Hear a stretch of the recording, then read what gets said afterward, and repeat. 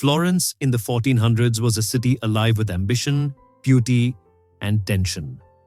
By the early 15th century, it was one of the wealthiest cities in Europe, with a population of around 60,000 people. Merchants, bankers, artists, and laborers lived tightly packed within its walls. Power was contested. Art was everywhere. And daily life unfolded beneath towers, domes, and narrow stone streets. In this video, I use modern AI tools to bring historic paintings, engravings, and prints to life, allowing us to shift perspective, change camera angles, and move through the same scenes in ways that original artists never could. By animating these surviving images, we can walk through Florence as it once was. We can slow down, we can look closer. First, I want to talk about the heart of the city itself. This view shows the city within its walls. This view shows Florence in the early 1400s, contained by its medieval walls. The city is compact. Red tiled roofs crowd together. Stone towers rise unevenly across the skyline. In the foreground, the Arno River curves through the city. Bridges connect its two halves. On the hills beyond, olive groves and vineyards stretch outward. Daily life here is dense and loud. Church bells mark the hours. Donkeys carry goods through narrow streets.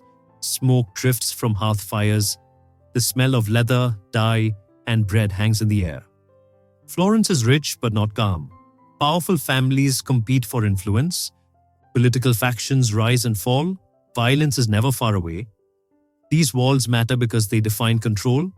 Inside them, trade is taxed, laws are enforced, and identity is shared. To be Florentine is to belong here. By the late 1400s, these walls would lose their defensive importance. Today, only fragments remain, swallowed by later expansion, but the shape of the city still follows their outline. This view shows the Arno River. This view shows the Arno flowing through Florence around 1420. The water is shallow but fast-moving. Small boats crowd the banks, unloading wool, grain, and timber. Along the river, laundresses beat cloth against stones. Tanners work nearby, their trade filling the air with sharp, unpleasant smells. Water wheels turn steadily, powering workshops. The Arno is both lifeline and threat. Floods are common. Records describe devastating floods in 1333 and again in 1557, washing away bridges and homes. The river matters because it feeds Florence's economy. Wool processing depends on it. Trade routes follow it. Over time, embankments were reinforced.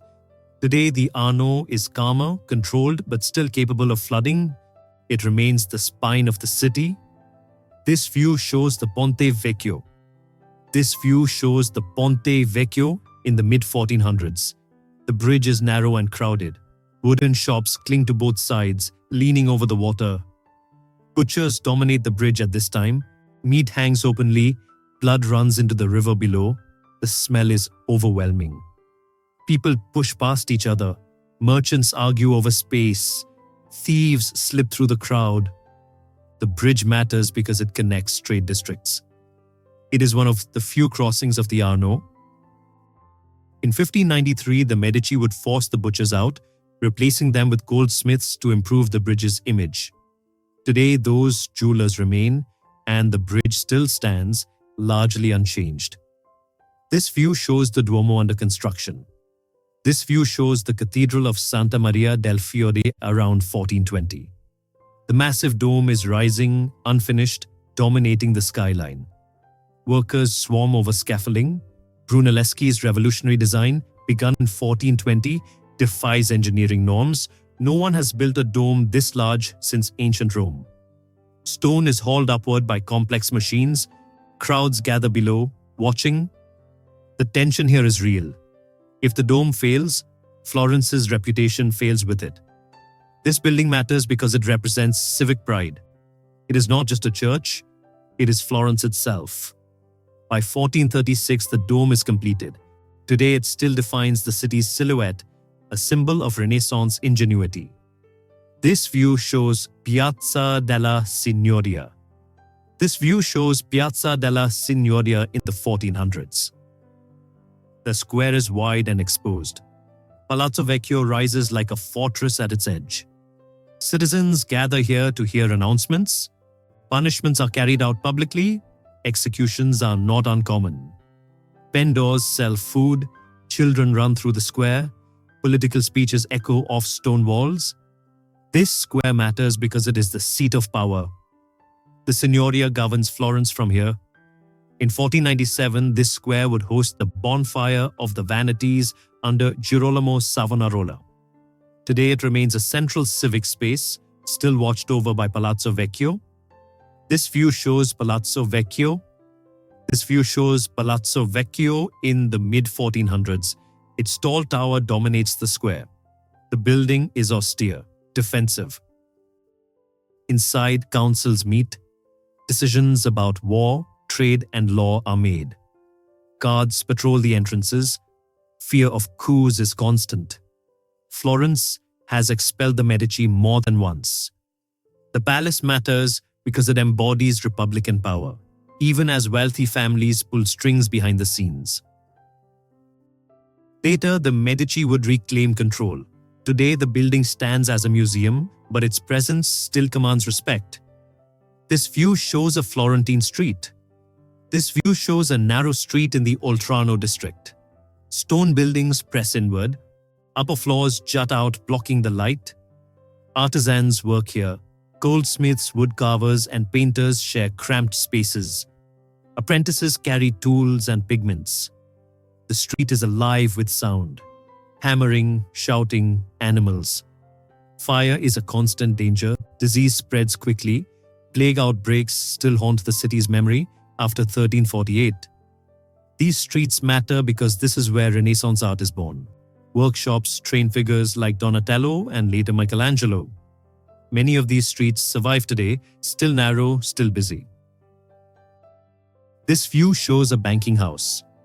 This view shows a Medici banking hall around 1450. Ledgers are stacked high, coins are weighed carefully. Clerks record transactions across Europe. Florence's florin is trusted currency. But wealth brings risk. Political enemies target bankers. Loans to monarchs can ruin families. Banking matters because it funds art, buildings, and power.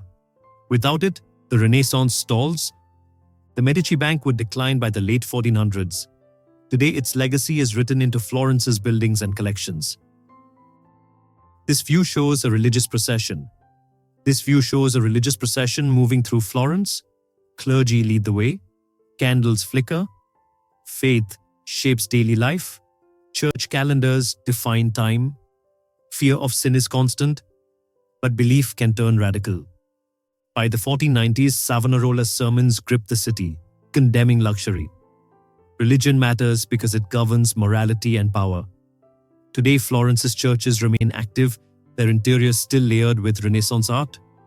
And if you enjoy historical journeys like this, brought to life through AI, please consider subscribing to the Reform History channel.